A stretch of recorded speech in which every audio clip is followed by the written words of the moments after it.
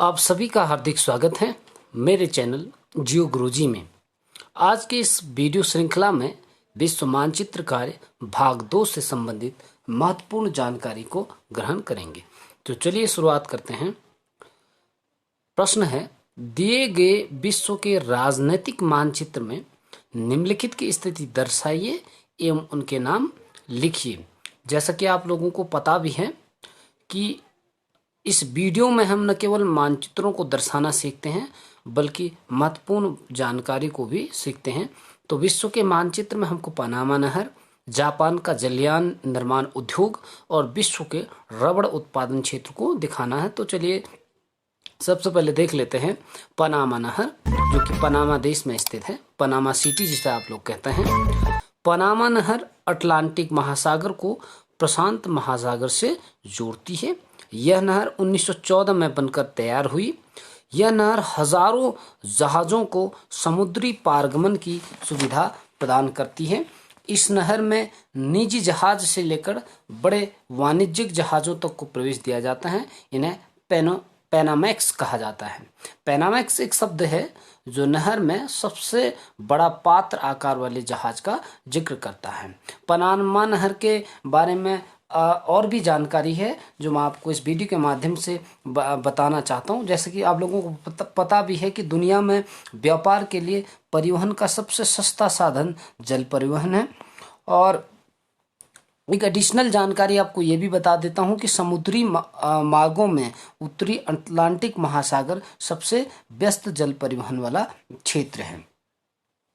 अगर आप अटलांटिक महासागर और प्रशांत महासागर के बीच अगर यात्रा करना चाहते हैं तो आपके पास विकल्प रहेगा आप पनामा नहर, क्योंकि जब पनामा नहर नहीं बना था तो पनामा नहर के बनने से पूर्व किसी भी समुद्री जहाज को न्यूयॉर्क से जो कि एक शहर है अमेरिका का पूर्वी तट पर स्थित, वहाँ से अगर सैन फ्रांसिस्को जाना है जो कि आपका अमेरिका का पश्चिमी तट पर स्थित एक शहर है, तो उस एक कोने से दूसरे कोने तक जाने के लिए पूरे दक्षिणी अमेरिकी महाद्वीप को पार करना पड़ता था, जिसमें समय अधिक लगता था, खर्च अधिक लगता था और साथ ही साथ माल की कीमतों में भी बढ़ोतरी हो जाती थी। यही वजह है कि 1914 में पनामा नहर पूरी तरह से बनकर तैयार हुआ, जिसने जहाज़ों के द्वारा लगने वाले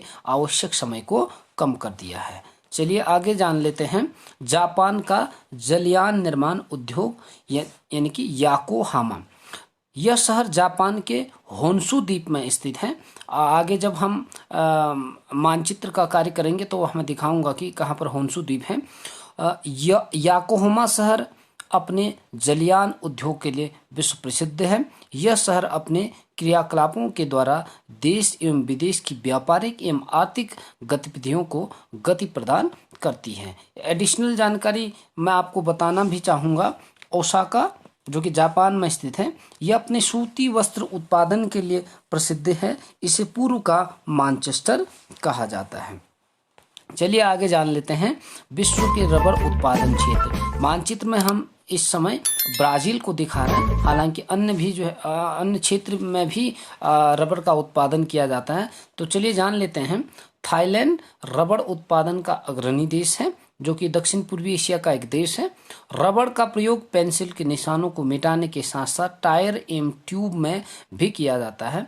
रबड़ एक रोपण कृषि का फसल है और रबड़ के पेड़ों को रोपने के बाद लगभग 32 वर्षों तक ये आर्थिक लाभ प्रदान करते हैं। कुछ एडिशनल जानकारी मैं यहाँ भी आप लोगों को देना चाहूँगा कि रबड़ एक प्राकृतिक आइसोपीन का बहुलक होता है, जो कि एक कार्बनिक यौगिक है। यह लोचदार ठोस पदार्थ है जो उष्णकटिबंधीय क्षेत्रों में पाए जाने वाले पेड़ों के लेटेक्स से प्राप्त होता है। इसमें हेविया ब्राजीलियंस सबसे महत्वपूर्ण है। रबड़ के पेड़ों को, जैसा कि मैंने आपको बता दिया था कि एक बार अगर हम रबड़ के वृक्षों को लगा लेते हैं तो लगभग 32 वर्षों तक इससे हम अर्थ की प्राप्ति कर सकते हैं। इसके लिए कुछ कंडीशंस हैं, कुछ परिस्थितियां हैं, जैसे कि वर्ष में कम से कम 100 वर्षा वाले दिनों के साथ साथ 20 से लेकर 34 डिग्री सेल्सियस तापमान इसके विकास के लिए काफ़ी अनुकूल अनुकूल स्थिति प्रदान करती है। तो इस तरह से आपने देखा। अब यहाँ पर हम देख रहे हैं यह है विश्व का मानचित्र, और विश्व के मानचित्र में हमको पनामा नहर, जापान का जलयान निर्माण उद्योग और विश्व के रबड़ उत्पादक क्षेत्र दिखाने हैं। तो दिखाने से पूर्व थोड़ा मानचित्र को जूम कर लेते हैं। तो यहाँ पर आप देख पा रहे हैं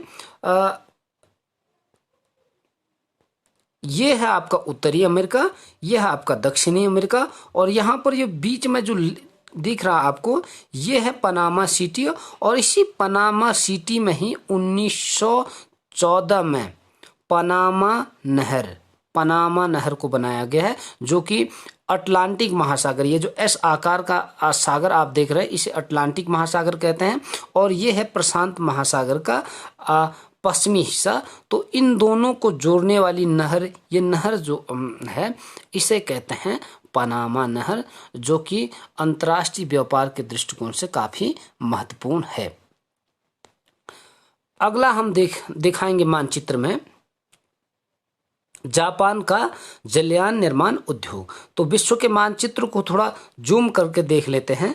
यहाँ पर आप देख पा रहे हैं यह है प्रशांत महासागर, ये पूरा प्रशांत महासागर है, और ये जो आप देख पा रहे हैं इसको मैं गोला करके दिखा रहा हूँ, ये जापान यहाँ पर आप देख पा रहे हैं। इसमें जो ये बीच का क्षेत्र है, ये बीच का क्षेत्र है, ये है होन्शु द्वीप, और इसी में ही है जापान का प्रमुख जलयान निर्माण उद्योग याकोहामा। तो यहाँ पर आप दर्शाएंगे याकोहामा, जो कि होन्शु द्वीप में है। अब विश्व के मानचित्र पर हमको दिखाना है रबड़ उत्पादक देश। तो आप देख पाएंगे, थोड़ा मानचित्र को कम करके और ये देख लेते हैं। तो ये यहाँ पर आप देख पा रहे हैं ये है पूरा दक्षिणी अमेरिका, और ये जो आपको क्षेत्रफल में काफी बड़ा देश दिख रहा है ये है आपका ब्राजील। तो ये जो ब्राजील है ये रबड़ उत्पादन में काफी अग्रणी देश है, और ब्राजील दक्षिणी अमेरिका का एक विकसित देश भी है। तो इस तरह से विश्व के मानचित्र में हमने 3 स्थानों को दिखा दिया है। उम्मीद कर रहा हूँ कि आपको वीडियो अच्छी लगेगी। अपने घर में इस वीडियो का ज़रूर अभ्यास करिएगा, ताकि आप बोर्ड परीक्षा में अच्छे अंक प्राप्त करें। मैं आपको मिलूंगा एक नई वीडियो के लिए, तब तक के लिए बहुत बहुत धन्यवाद।